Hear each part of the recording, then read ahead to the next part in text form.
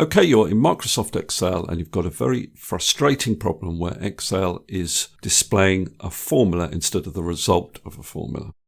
So I'll give you an example.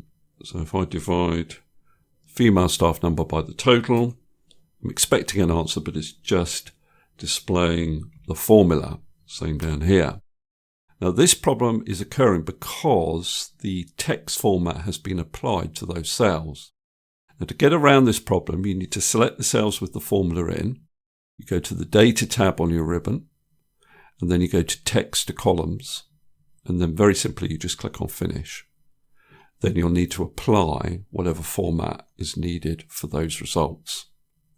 Now if that doesn't solve your problem, for example here, the text format has not been applied, it may be because there is a character before the equal sign. And if you can't see that character, double click in the cell and you'll see here, for example, there is a space and that apostrophe exists because this is being stored as a text value.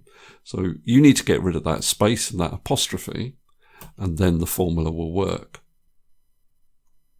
Now, if none of those solutions work, then this one might. So in this scenario, I can see that the text format is not applied to the cell, so that's not the reason. There's no space before the equal sign, so that's not the reason.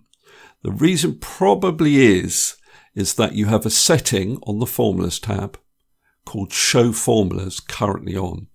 So if you just click that, it'll turn it off and you should see the results of your formula.